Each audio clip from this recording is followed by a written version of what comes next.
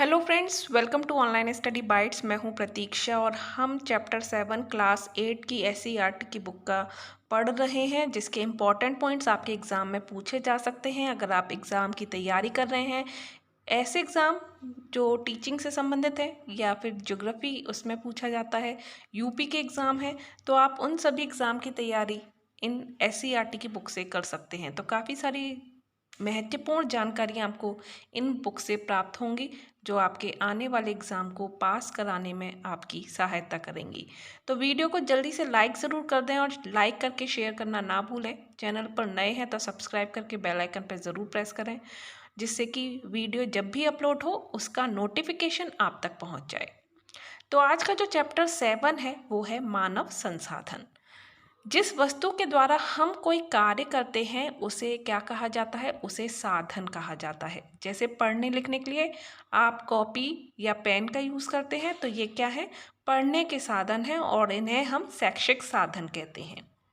मानव स्वयं में एक महत्वपूर्ण साधन है और मानव को संसाधन क्यों कहा जाता है? इसलिए क्योंकि किसी भी देश का विकास वहाँ पर रहने वाले कर्मठ, योग्य और कुशल नागरिकों पर निर्भर करता है। जब किसी देश में पर्याप्त संख्या में व्यावसायिक और तकनीकी प्रशिक्षित लोग होते हैं तो उस देश का आर्थिक विकास तेजी से होता है। लेकिन विकास की तुलना में अन्य संसाधनों का उपयोग करने वालों की संख्या अधिक बढ़ती जाती है तो देश समृद्ध नहीं हो पाता और अनेक प्रकार की समस्याएं उत्पन्न हो जाती हैं। तो बढ़ती हुई जनसंख्या किसी भी देश के लिए चिंता का विषय होती है और यदि वहाँ के लोग कुशल और योग्य हैं तो वह उस देश के लिए उपयोगी संसाधन बन जाते हैं और जनसंख्या की इस स्थिति को अनुकूलतम जनसंख्या की स्थिति कहा जाता है।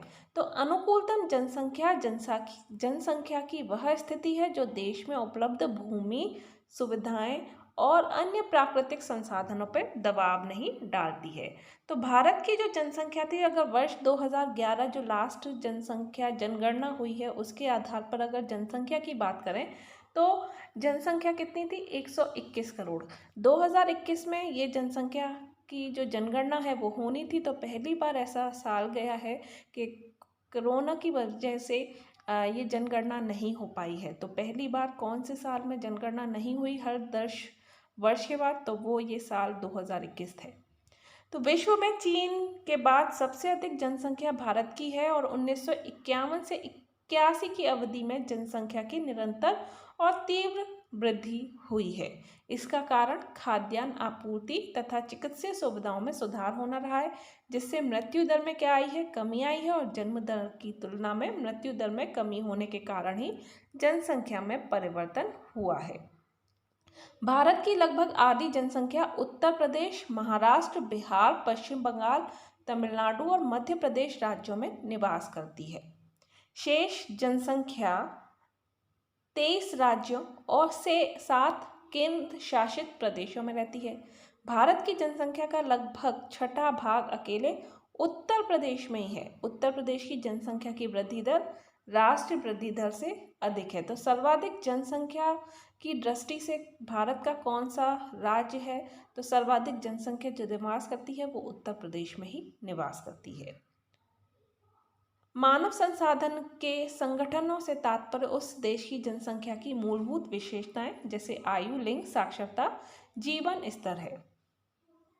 लिंगानुपात क्या होता है? कई बार एग्जाम में पूछा जाता है कि कितना लिंगानुपात है या इतने पुरुष पर इतनी महिलाएं हैं। तो लिंगानुपात समझ लीजिए क्या होता है। इसका तात्पर्य कुल जनसंख्या में स्त्री पुरुष अनुपात से है। इसे प्रति 1000 पुरुष के पीछे स्त्रियों की संख्या से व्यक्त किया जाता है। यानी कि आपने देखा होगा 1000 से 1000 और योजक चिन्ह लगा होता है, फिर लिखा होता है 965 या 840।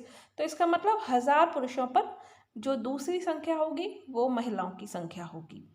मान लीजिए किसी देश का लिंगानुपात 1000 है तो इसका अर्थ हुआ कि उस देश में स्त्री और पुरुषों की कुल संख्या बराबर 1000 है।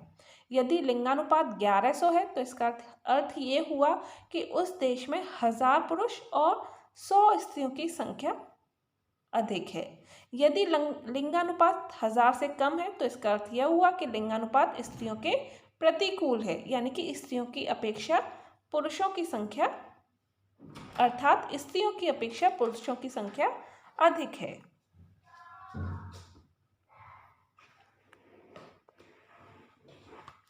लर्नर्स अनअकैडमी प्लस ज्वाइन करने पर आपको ऐसे फीचर्स मिलते हैं जो आपकी तैयारी को और बेहतर बनाते हैं, जैसे learn life from the comfort of your home, unlimited access to all courses, batch course, practice test, study material और भी काफ़ी सारी चीज़ें जो आपको आपकी तैयारी में मदद करती हैं।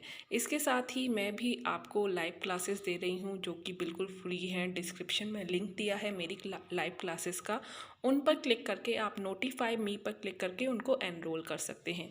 ये क्लासेस शाम को 7 बजे और रात को 10 बजे होती हैं, तो जब भी आप फ्री हैं तब आप इन क्लासेस को ज्वाइन कर सकते हैं। तो डिस्क्रिप्शन में लिंक पर जाके बस क्लिक करना है और अनलॉक कोड डाला जाता है जिसमें प्रतीक्षा टेट लिखना है। प्रतीक्षा टेट लिखते ही ये क्लासेस आपको बिल्कुल फ्री देखने को मिलेंगी। योद्धा complete batch course for KBS PRT आप लोगों के लिए आया है। अगर आपने KBS PRT की तैयारी करनी है और तैयारी करने जा रहे हैं तो आप इस अनअकैडमी के योद्धा complete batch course for KBS PRT को ज्वाइन कर सकते हैं, एनरोल कर सकते हैं। इसका लिंक भी आपको डिस्क्रिप्शन में दिया हुआ है और ये सारी चीज़ें आपको अनअकैडमी प्लस पर मिलती हैं, जिसमें आपको maths, reasoning, GK current affairs, science, CDP, English, Hindi सारे सब्जेक्ट जो भी PRT में आते हैं उन सभी की तैयारी करवाई जाएगी। और ये जो बैच कोर्स है ये 16 जून से स्टार्ट हो रहा है, तो आप उससे पहले जल्दी से एनरोल कर लें। All batches 1 subscription.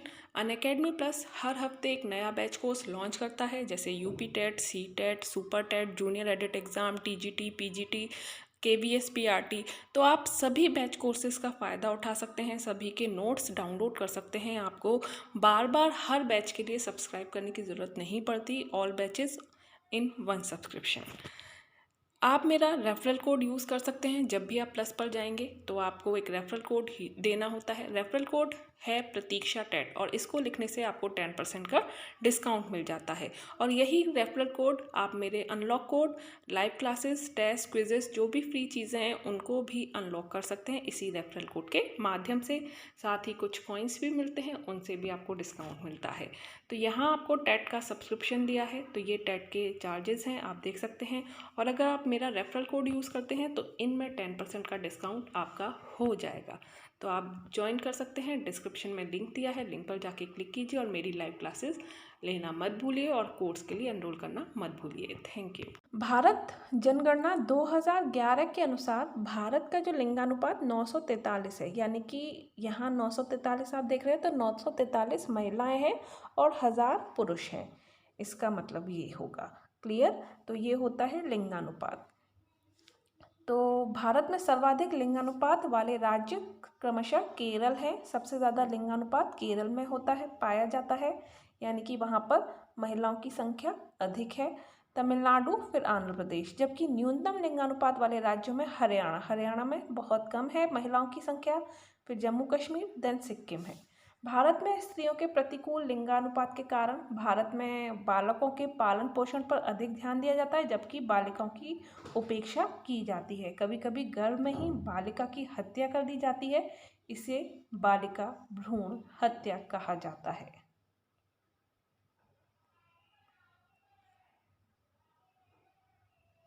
चलिए नेक्स्ट पढ़ते हैं। साक्षरता स्तर क्या है? मानव के विकास के लिए शिक्षा सबसे महत्वपूर्ण घटक है, इसीलिए हमारे देश की शिक्षा व्यवस्था मानव संसाधन विकास मंत्रालय के अंतर्गत ही है। शिक्षा के द्वारा ही लोगों का मानसिक विकास होता है और उन्हें रोजगार मिलता है। वर्ष 2011 में देश की 73% जनसंख्या साक्षर है, जबकि उत्तर प्रदेश की 67.7% जनसंख्या ही साक्षर थी। भारत में स्त्रियों की तुलना में साक्षर पुरुषों की संख्या अधिक है। तो आज भी काफ़ी भेदभाव बहुत जगह देखने को मिलता है, लेकिन लोगों की सोच बदल रही है, धीरे धीरे काफ़ी चेंजेस हैं, पर बहुत से ऐसी जगह हैं जहाँ पर ये भेदभाव अभी भी जारी है। आयु संरचना कैसी है? हमारे घरों में कुछ कम आयु के बच्चे होते हैं, कुछ मध्यम आयु के युवा, तथा कुछ अधिक आयु के वृद्ध होते हैं। उसी प्रकार देश में रहने वाले लोगों की आयु में विभिन्नता होती है।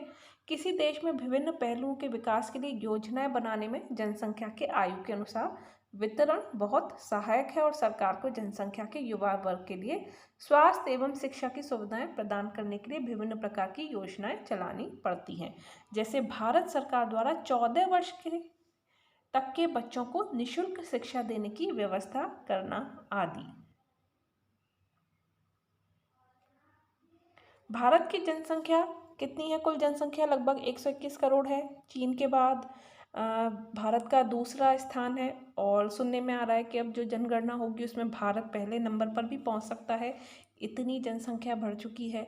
1921 से 51 की अवधि में जनसंख्या की निरंतर और तीव्र वृद्धि हुई। इसका कारण खाद्यान्न आपूर्ति और चिकित्सीय सुविधाओं में सुधार के कारण, जिससे मृत्यु दर में कमी रही। तो 2011 की जनगणना के अनुसार उत्तर प्रदेश की जो जनसंख्या है वो 19.9 करोड़ थी। भारत की लगभग आधी जनसंख्या का निवास उत्तर प्रदेश, महाराष्ट्र, बिहार, पश्चिम बंगाल, तमिलनाडु और मध्य प्रदेश के 5 राज्यों में ही है।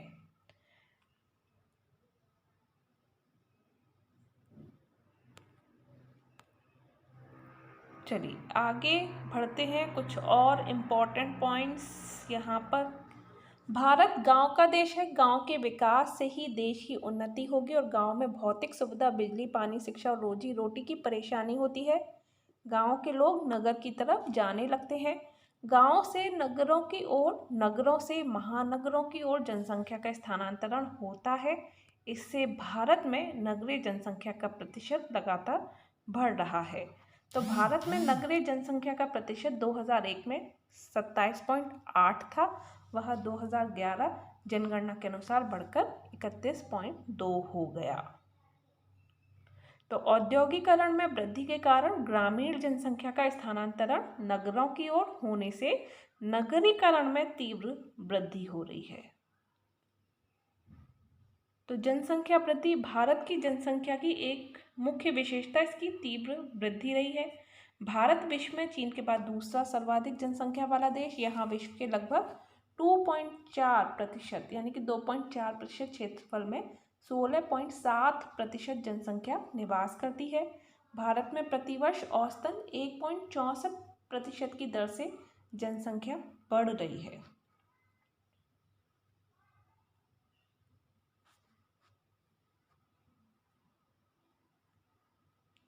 तो जनसंख्या, पर्यावरण प्रदूषण अधिक होना, अधिक जनसंख्या, आवश्यकता की वस्तुओं का अधिक उत्पादन, संसाधनों का अधिक दोहन, तो ये सारी चीज़ें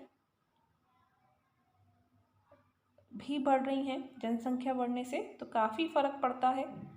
पर्यावरण पर भी असर पड़ रहा है, जीवन पर भी असर पड़ रहा है। तो इम्पॉर्टेंट पॉइंट्स में एक और पॉइंट है, 1981 के बाद भारत की जनसंख्या वृद्धि में क्रमिक कमी हुई है। जनसंख्या में कमी की यह प्रवृत्ति जनसंख्या को कम करने के सरकारी प्रयत्नों और लोगों के छोटे परिवार के प्रति बढ़ती सोच के कारण हुई है। तो ये अच्छी एक पॉजिटिव बात यहाँ पर हमें देखने को मिली।